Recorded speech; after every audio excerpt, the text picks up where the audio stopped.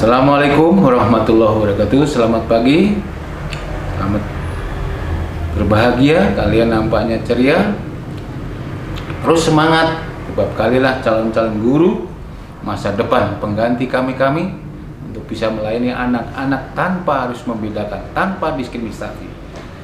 Jadi sebuah kelanjutan identifikasi tadi, lalu ada modifikasi kurikulum. Sekarang kita modifikasi pada pengubahan dari proses pembelajaran. Jadi modifikasi pembelajaran ini bisa prosesnya, ya, bisa juga bahannya atau materi ajarnya. Tentunya ini penting sekali diketahui oleh para mahasiswa, bagaimana sih memodifikasi bahan ajar. Modifikasi bahan ajar adalah bahan ajar yang dimaksud bagaimana cara menemukan dan memberikan bahan ajar yang tepat bagi anak-anak tersebut. Tentu kalau ada murid 32, misalnya anak terindikasi berkebutuhan khusus ada 5 orang, jenisnya apa saja, ya, bahan ajarnya apa, tetap dari sisi standar isinya atau kompetensi dasarnya sama semua, sama. Kompetensi misalnya kemampuan menghitung bilangan dasar sama, tetapi nanti disesuaikan bahan ajarnya sesuai tentu dengan kemampuan anak-anak. Selain bahan ajarnya juga adalah prosesnya. Kalau anak-anak misalnya yang pada umumnya melakukan proses, misalnya melakukan eksperimen, sebuah percobaan, apakah percobaan ini bisa dilakukan oleh anak yang berkebutuhan khusus? Yang memiliki kemampuan kita duplikasikan, berarti sama dengan yang tidak mampu kita lakukan apa yang disebut dengan modifikasi bahan ajar. Strateginya bagaimana?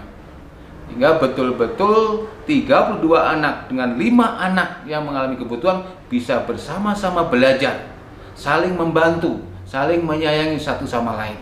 Jadi modifikasi pembelajaran di sini ada 2. Pertama, bahan ajarnya atau materi ajarnya. Yang kedua, caranya atau prosesnya.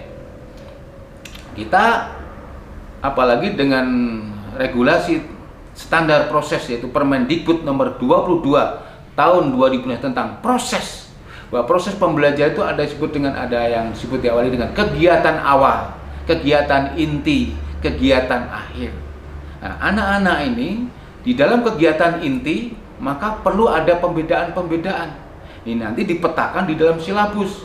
Jadi KD-nya sama, kompetensi dasar sama, tapi indikatornya yang dibeda-bedakan tergantung dari potensinya.